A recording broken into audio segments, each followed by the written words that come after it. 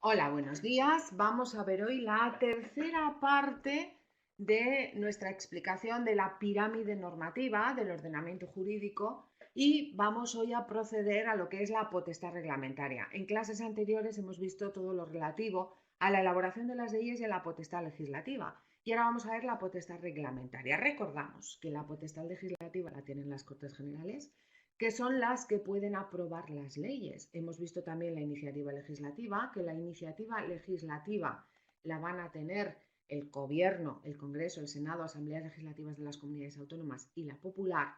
Y ahora vamos a ver la potestad reglamentaria. Potestad es el poder, reglamentaria es el poder aprobar reglamentos. Los reglamentos son normas de rango inferior a la ley. Están por debajo de la ley y deben sujetarse a lo establecido en las leyes. Dijimos ya en su momento que arriba del todo estaba la Constitución, por debajo de la Constitución las leyes y normas con rango de ley que regulan aspectos contenidos en la Constitución y que se sujetan a la misma, y por debajo de las leyes estarán los reglamentos que desarrollan aspectos contenidos en las leyes y que deben sujetarse a lo contenido en dichas leyes y, por supuesto, a su vez en la Constitución. La potestad reglamentaria la tiene el Gobierno y, por tanto, dado que la Administración es la misma, son cara y cruz de una misma moneda que el Gobierno, también tendrá la Administración, por analogía, esta potestad reglamentaria.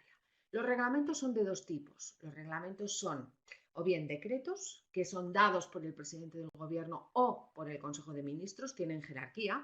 El decreto dado en Consejo de Ministros será o estará sujeto al dado por el presidente del Gobierno, hay jerarquía entre ambos, y por debajo de los decretos están las órdenes ministeriales, que es la dada por el ministro correspondiente del ministerio correspondiente, que por supuesto tiene jerarquía con respecto a los decretos y a su vez con respecto a las leyes, porque la estructura del ordenamiento jurídico es como la de las cuestiones militares, hay jerarquía entre todas las normas, ¿de acuerdo?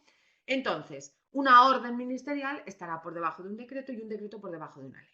Así que, en cualquier materia, lo que nos vamos a encontrar es, primero, un reconocimiento, recogimiento o garantía constitucional. Después, una regulación legal.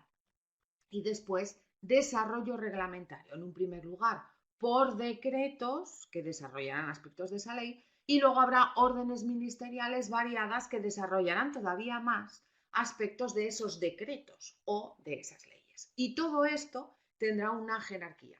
La orden por debajo del decreto, dentro de los decretos, el del Consejo de Ministros por debajo del presidente del Gobierno, todos estos decretos por debajo de las leyes. Dentro de las leyes ordinarias tendrán el mismo rango, valor, la misma fuerza que un decreto legislativo, un decreto ley, que son las normas con rango, valor o fuerza de ley, y entre las leyes ordinarias y las leyes orgánicas habrá una jerarquía formal, pero no material, porque no se tocan esas materias. Y por último, hay una cosa muy importante. Nos vamos a encontrar tres normas con la palabra decreto. Decreto legislativo, decreto ley. Decreto legislativo y decreto ley son normas con rango, valor o fuerza de ley. Y el decreto a secas, que no lleva sufijo, es un reglamento, como estamos viendo en esta clase.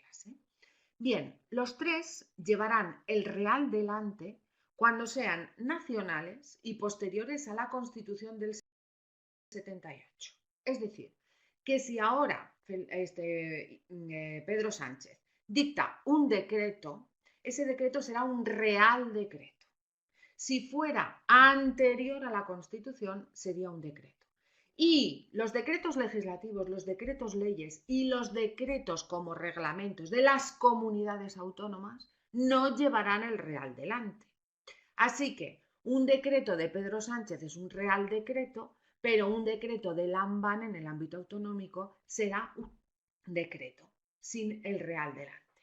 Llevarán el real delante cuando sean nacionales y posteriores al 78.